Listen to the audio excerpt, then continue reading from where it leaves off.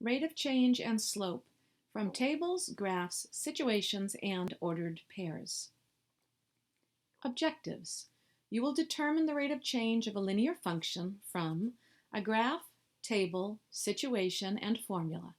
You will determine the slope of a line using rise over run and using a formula, and you will know the slopes of horizontal and vertical lines. Let's start with a graph and a context. A car travels on a highway at a constant speed. The graph shows the relationship between the distance traveled and the time traveled.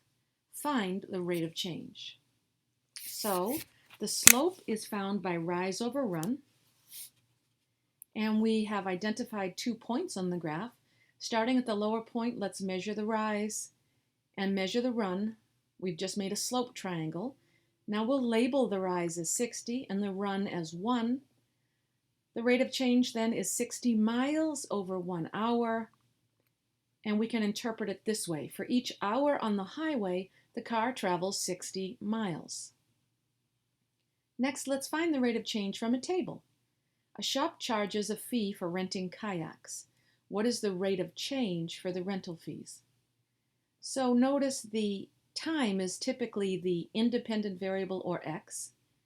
Whatever is being measured, in this case cost, is the dependent variable, y. And the rate of change is the change in y over the change in x. And now we'll just subtract 60.50 minus 32.50 is the numerator. 4 minus 2 is the denominator. We'll do that subtraction and we get $28 in 2 hours, which can be simplified to $14 per 1 hour.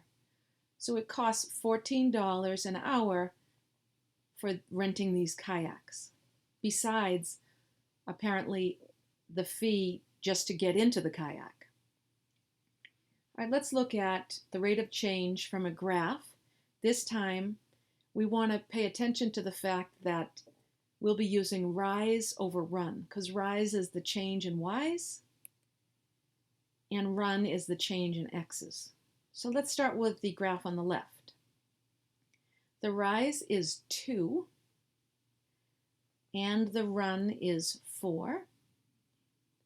And the slope is positive. It can be simplified to positive 1/2.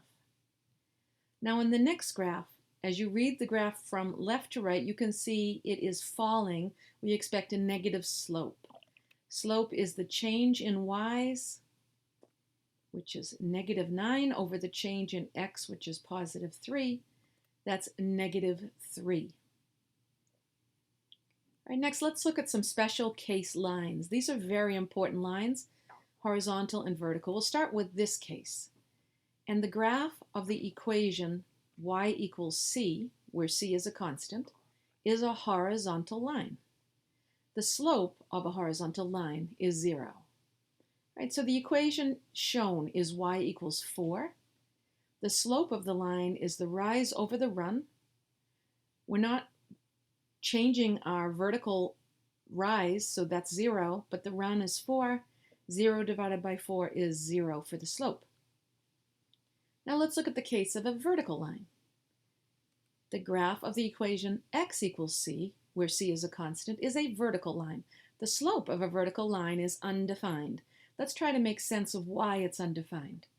First of all, the line that's shown has an equation x equals 2.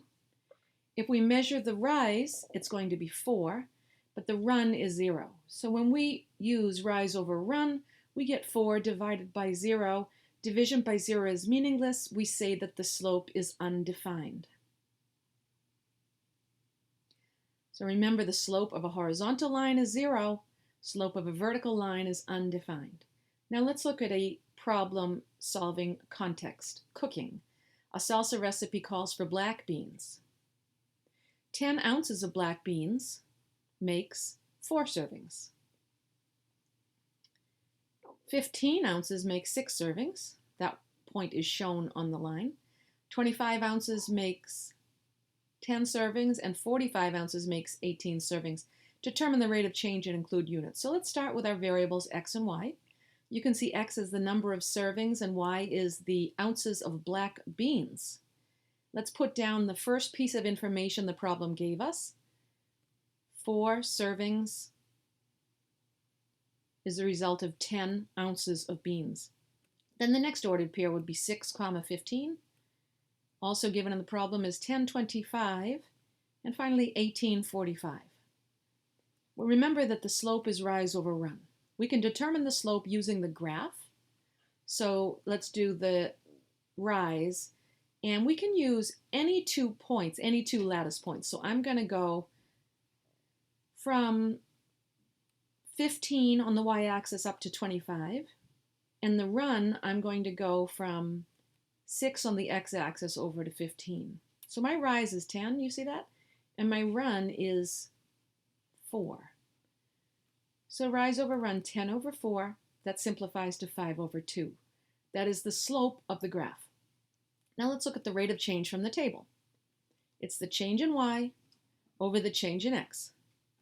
Let's find any 2 ordered pairs that go together. I'll use the first 2. The change in y will be the 15 minus 10. The change in x will be 6 minus 4. Let's simplify that fraction, and we get 5 ounces for every 2 servings.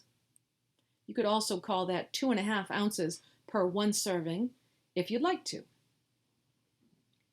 All right, now the rate of change from ordered pairs using a formula. Remember, slope is the measure of the steepness of a line.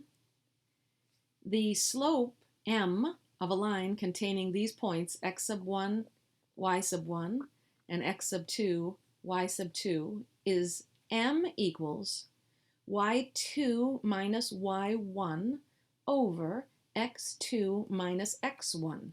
So this is for people who like to use a formula. Here, let's do our first example where x1, y1 will be 2, 4. x2, y2 will be 6, 6. Let's substitute in the numbers. 6 minus 4, the difference of your y's, over 6 minus 2. Let's simplify the fraction, and that equals 1/2. So if I were to plot these points, 2, 4, and 6, 6, the slope would be positive 1/2. We'll do one more example. Using the slope formula, substituting in our values, -2 minus 4 is the numerator, 4 minus -4 is the denominator. Let's do the subtraction. We get -6 over 8, and that is a slope of -3/4. Again, if you were to plot the points, -4, 4, and 4, -2, you would find a negative slope of 3/4. All right, let's take a look at the rate of change using a table with the formula. So here's a table of values, and if I were to plot these points, and it would form a straight line, then I can call any ordered pair x1, y1, any ordered pair in this table of values x2, y2. So I'm going to do, remember, y2 minus y1 over x2 minus x1. So we're going to plug in the numbers from the table into the formula. 0 minus 6 is your numerator. 10 minus -5 is your denominator. Let's simplify. We get -6 over 15.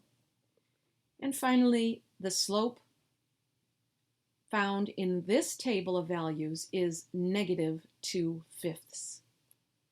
So I hope you feel confident that you can find the rate of change using a graph, a table of values, context, and a formula.